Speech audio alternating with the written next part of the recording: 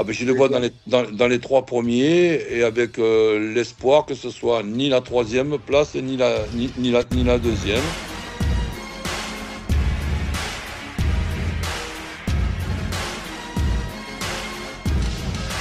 Quand on se retrouve à 11 contre 10, il y a déjà un premier tournant, le pénalty de Lacazette à la 45e minute.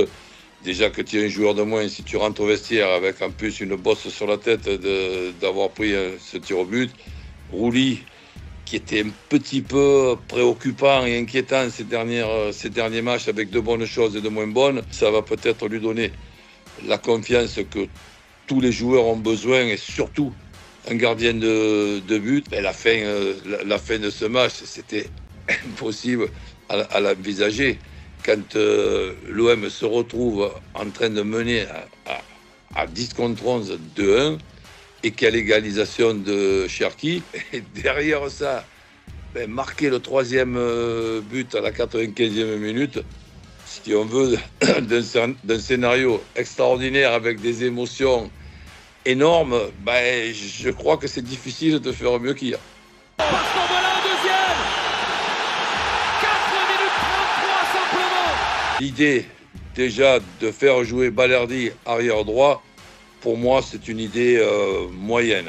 Et d'ailleurs, Balerdi sur sa première intervention, c'est l'intervention d'un joueur qui dépanne au poste d'arrière droit, mais qui n'est pas un arrière droit. Malgré ce, là, le carton était mérité. Le deuxième que je trouve plus que sévère, parce qu'il y a les deux qui font la faute, et notamment, il n'y a pas besoin d'être un détective pour voir que Lacazette tire le maillot de Balerdi.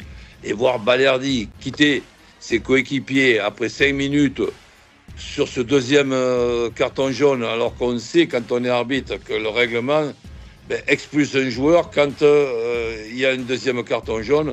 Sincèrement, j'ai du mal à suivre, j'ai du mal à comprendre, et je me mets à la place de Benassia, d'être vraiment mécontent que l'on puisse expulser ce joueur-là, un joueur, quel qu'il soit, à la suite de ces deux cartons, donc un très sévère. Disons que on a toutes les raisons d'être optimiste. Donc, il y a une intersaison qui s'est bien passée, il y a des joueurs très intéressants qui sont arrivés. En plus de ça, on voit que pratiquement tous les postes ont été doublés. Il y a ce calendrier de l'OM qui est un calendrier allégé par rapport à Paris Saint-Germain, par rapport à Monaco, par rapport à Lille qui jouent la Coupe d'Europe.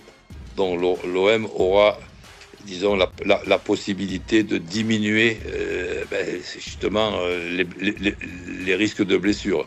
Il y a des joueurs qui peuvent changer sans pour autant affaiblir l'OM. Il y a un entraîneur et un staff compétent. Tout est réuni pour une grande saison. Je le vois dans les trois premiers, et avec l'espoir que ce soit ni la troisième place ni la deuxième. Tout est réuni pour vraiment s'amuser. Quand on parle des émotions, il y a une équipe, un entraîneur et une façon de jouer qui doit faire plaisir à son public et au public de l'OM et aux supporters de l'OM. Donc on va vivre ça semaine par semaine, match après match. Mais c'est vrai qu'il y a des tournants dans la saison. Prendre 3 points à Lyon à 10 contre 11, je ne sais pas avec combien de points l'OM terminera, mais on se rappellera de ce match-là pour faire les calculs au soir de la 34e journée.